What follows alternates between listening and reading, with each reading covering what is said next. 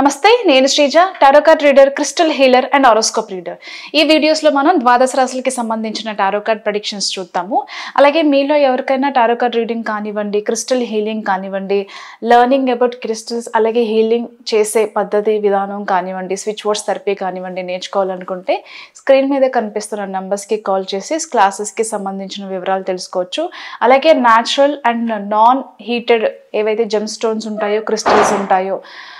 మాలలు కానివ్వండి పెండెంట్స్ కానివ్వండి రింగ్స్కి సంబంధించి ఎవరైనా సరే ఇదే నెంబర్స్కి కాల్ చేసి సంప్రదించవచ్చు అలాగే స్టేరీ యానిమల్స్ని ఆదరించడం మర్చిపోవద్దు అవి కుక్కలైనా సరే లేకపోతే ఆవులైనా సరే ఈ మధ్యకాలంలో చాలామంది దానాలకి తీసుకున్న ఆవులు అంటే గోదానం అంటారు కదా అలా తీసుకున్న ఆవుల్ని కూడా మేబీ ఏం రీజన్స్ వలన మనకి తెలియదు రోడ్ల మీద అయితే చాలా కనిపిస్తున్నాయి కొంతమంది బాగానే ఆదరించి ఫుడ్ పెడుతున్నారు కానీ కొంతమంది అయితే వాటిని కొట్టి తరిమేస్తున్నారు దయచేసి అలా చేయకండి మినిమం రెస్పాన్సిబిలిటీ తీసుకోవాలని మనస్ఫూర్తిగా కోరుకుంటున్నాను అలాగే ఈ ప్రెడిక్షన్స్ వచ్చేసి మనకి డిసెంబర్ 1వ తారీఖు నుంచి 7వ తారీఖు వరకు కూడా వర్తిస్తాయి మేషరాశి టారో కార్డ్ ప్రెడిక్షన్స్ చూద్దాము మేషరాశికి సంబంధించి రిలేషన్షిప్ విషయాల్లో చాలా జాగ్రత్తగా ఉండాలి ఈగోయిస్టిక్ ప్రాబ్లమ్స్ వల్ల కావచ్చు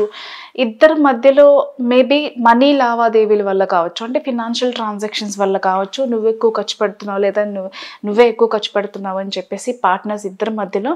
డబ్బులకి సంబంధించిన విషయాల్లో కావచ్చు లేకపోతే థర్డ్ పర్సన్ ఇన్వాల్వ్మెంట్ వల్ల కావచ్చు లేదు మీరు ప్రొఫెషనల్గా బిజీగా ఉండడం వల్ల కావచ్చు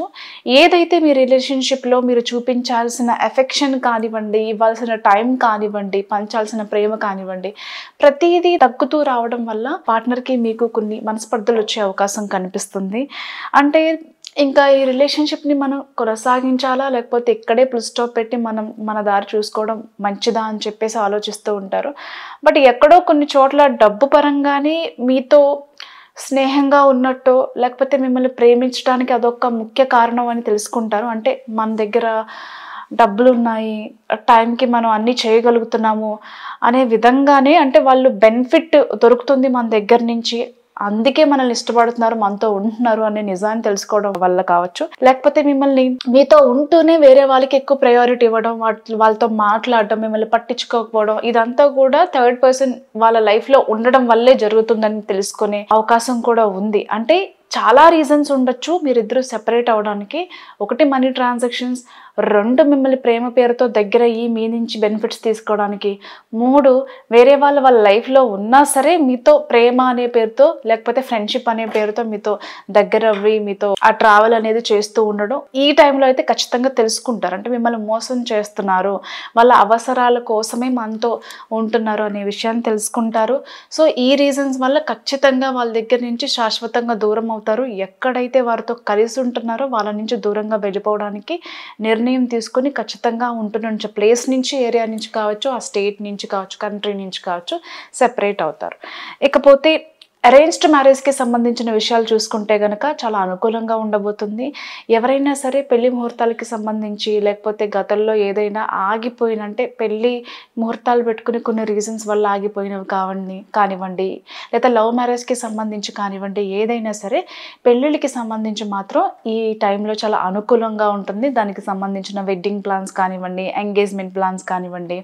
లేకపోతే గృహప్రవేశాలకి సంబంధించిన ప్లానింగ్స్ కానివ్వండి చేసుకుంటూ ఉంటారు గృహంలో శుభకార్యాలు జరిగే అవకాశం కనిపిస్తుంది అలాగే promotions salary increment on site opportunities కానివ్వండి లేకపోతే ట్రాన్స్ఫర్స్ కానివ్వండి వాటికి అనుకూలంగా ఉంది కెరియర్ చేంజ్ జాబ్ చేంజ్ కోసం చూసే వాళ్ళకు కూడా అనుకూలంగా ఉండబోతుంది ఇంటికి సంబంధించి వస్తువుల్ని రీప్లేస్ చేయడం లేదా ఇంటిని రెనోవేట్ చేసుకునే కార్యక్రమాలు చేపట్టడం కానివ్వండి చేస్తూ ఉంటారు ఖచ్చితంగా ఇంట్లో కొన్ని మార్పులు తీసుకురావడానికి అయితే ప్రయత్నం చేస్తారు ఇంతకుముందు చెప్పుకున్నట్టుగా రిలేషన్షిప్ పరంగా మాత్రం కొంచెం స్ట్రెస్ ఉంటుంది దాన్ని అధిగమించి ప్రొఫెషనల్ లైఫ్ మీద ఎక్కువ కాన్సన్ట్రేట్ చేయండి బిజినెస్ చేసే వాళ్ళకి మాత్రం చాలా బాగుంటుంది ఎలా అయితే జాబ్ చేసే వాళ్ళకి అనుకూలంగా ఉందో అలాగే బిజినెస్ పరంగా కూడా మంచి లాభాలు చూస్తారు సేల్స్ పెరుగుతాయి కొత్త ప్రాజెక్ట్స్ ఖచ్చితంగా అందుకుంటారు బిజినెస్ని బాగా ఎక్స్పాండ్ చేయడం కానివ్వండి ప్రమోట్ చేయడం కానివ్వండి మార్కెట్లో బాగా తీసుకెళ్ళడం కానివ్వండి ప్రయత్నాలన్నీ కూడా బాగా కలిసి వస్తాయని చెప్పచ్చు ఆల్ ది బెస్ట్